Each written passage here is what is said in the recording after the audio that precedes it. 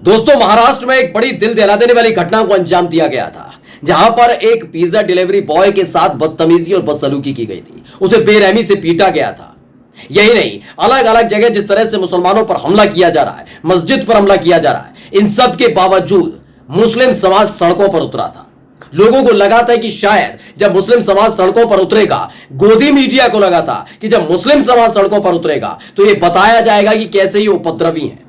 लेकिन उनके हाथ में बैनर देखकर गोदी मीडिया से लेकर ये जो नफरती गैंग है, इनका हलक सूख गया।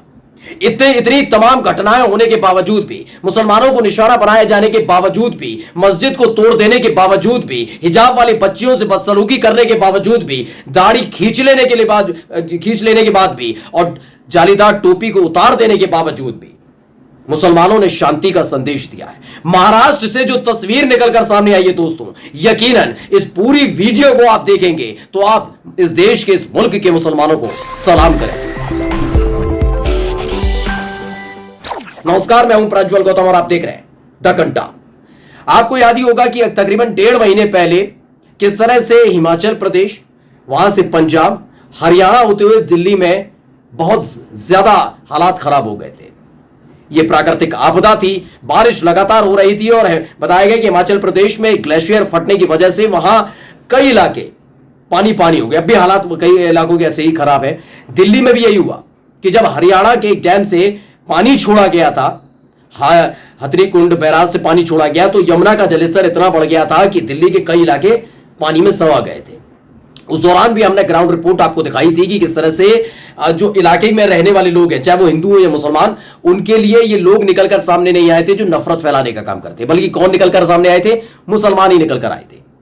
कई ऐसे हिंदू परिवार थे जो लगातार मदद की गुहार लगा रहे थे कि हमें इस सैलाब से बाहर निकालिए, मेरे छोटे छोटे बच्चे हैं। तो हिंदू और मुस्लिम के फर्क को छोड़कर मुसलमान जो युवा थे वो सैलाब में कूद गए थे और हिंदू परिवारों को सुरक्षित बाहर निकाला था, जिनका आशियाना पूरी तरीके से सैलाब में बह गया था या घिर चुका था। उन्हें वहां से निकालने के बाद इन लोगों ने सड़क पर यूं ही छोड़ नहीं दिया था, बल्कि कई मुस्लिम संगठन सामने आए थे। उन्होंने खाने पीने की व्यवस्था की थी, ठहरने के लिए मदरसा खोल दिया था, मस्जिद के दरवाजे खोल दिए थे कि इसमें आप तब तक रहिए जब तक आफत टल नहीं जाती, जब तक आपका आशियाना सैलाब से मुक्त नहीं हो जाता। लेकिन इसके इतर क्या होता रहा? इसके इतर भी मुसलमानों को इस देश के लिए, इस मुल्क के लिए सबसे बड़ा खतरा बताया जाता रहा। ऐसी एक नहीं कई घटना हुई। इस बीच जो हुआ आपने देखा, हरियाणा के नूह में हुआ। आगजनी का आरोप लगा, फायरिंग का आरोप लगा, पथराव करने का आरोप लगा, शोभा यात्रा में उपद्रव करने का आरोप लगा। 200 से ज्यादा मुसलमानों को गिरफ्तार कर लिया गया, कई मुसलमानों की दुकानों मकान को तोड़ दिया गया। उसके बावजूद भी एक शांति का संदेश दिया गया है। शांति का ऐसा संदेश है जिसे देखकर आप सलाम करेंगे। पहले वीडियो देखिए।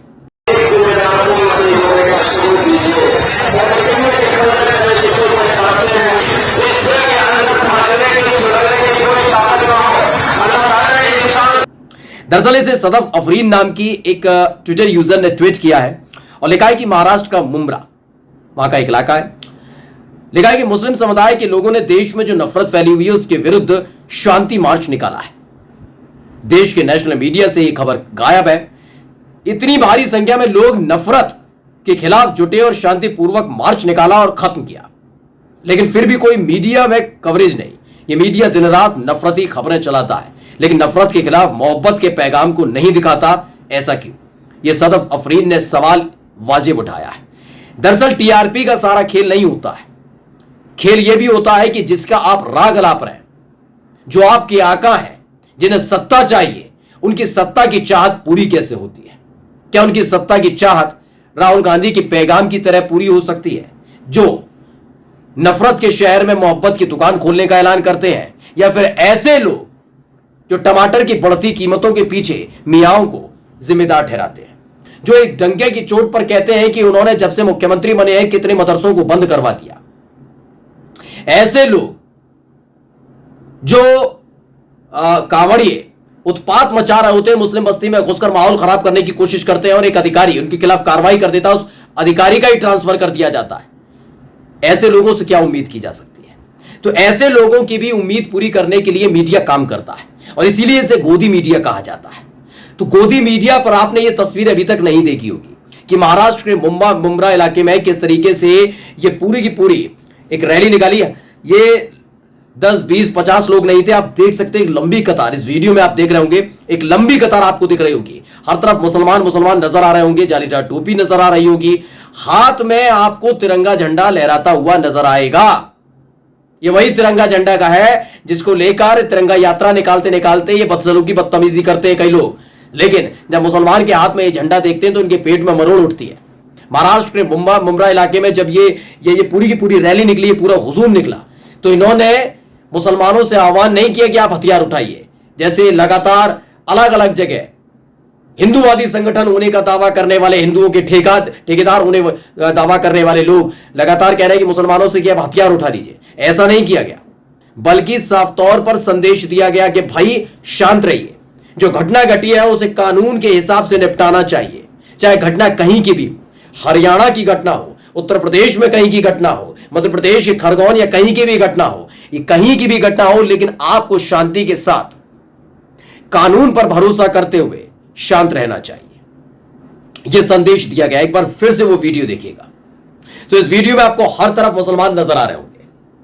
ये वही मुसलमान है जिनको लेकर लगातार अवधारणाएं बनाई जाती हैं, और ये अवधारणा केवल हिंदुवादी संगठन के लोग वो नहीं बनाते जो मुसलमानों के खिलाफ जहर और नफरत उगलते हैं, बल्कि गोदी मीडिया भी इसी तरह की माहौल बनाती है। मानकर चलिए इस पूरी की पूरी वीडियो में कहीं पर भी कोई छोटी सी चीज आपत्तिजनक दिख जाती, यकीन मानिए इस पर डिबेट हो रही होती, इस पर छाती पीटी जा रही होती। बीजेपी के प्रवक्ता चीख चीख कर बता रहे होते कि कितना खतरनाक होते हैं मुसलमान। गोदी एंकर भी उछल उछल कर स्टूडियो में चीख और चिल्ला रहे होते, लेकिन किसी ने इसे कवर नहीं किया। किसी ने यह नहीं बताया कि शांतिपूर्वक एक मार्च निकाला गया जिसका उद्देश्य सिर्फ यह था कि देश में सद्भाव बना रहे। यह सद्भाव का संदेश हिंदुओं ने नहीं दिया है, हिंदुवादी संगठन के लोगों ने नहीं दिया है, बल्कि मुसलमानों ने सड़क पर उतर कर दिया है।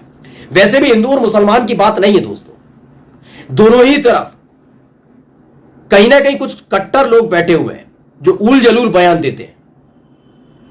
अमूमन आप देख भी रहे होंगे कि किस तरीके से मुसलमानों को डराने धमकाने का काम लगातार किया जा रहा है। एक नहीं, दो नहीं, सैकड़ों वीडियो आप खंगाल लीजिए, आपको अभी की हाल ही की मिल जाएंगी। हफ्ते 2 हफ्ते के भीतर की आपको सैकड़ों ऐसी वीडियो मिल जाएगी जहां अलग अलग हिंदुवादी संगठन के लोग चीख चीख कर मुसलमानों को निशाना यानी टारगेट बनाने की बात कर रहे हैं। और ऐसी ही कट्टरता किसी भी धर्म के लिए सबसे घातक हो सकती है। जो ये कहते हैं ना कि सनातन परंपरा 5,000 10,000 साल पुरानी, उसको बचाना है, हिंदू खतरे में है, ये तमाम चीजें होती हैं। ये तमाम चीजें जरूर आप कह सकते हैं, लेकिन हिंदू ने कभी अपने आप को खतरे में महसूस नहीं किया है। ये जबरदस्ती महसूस कराते हैं, क्योंकि साहिब की कुर्सी खतरे में होती है तब तब ये खतरा खतरा चिल्लाते हैं, और जब जब इन्होंने खतरा खतरा चिल्लाया तब तब मुसलमानों पर हमले बढ़ जाते हैं। फिलहाल ये तस्वीर जो निकलकर सामने आई महाराष्ट्र से, उसे हर कोई सलाम कर रहा है, वाकई कह रहा है कि यही असल हिंदुस्तान है। नमस्कार।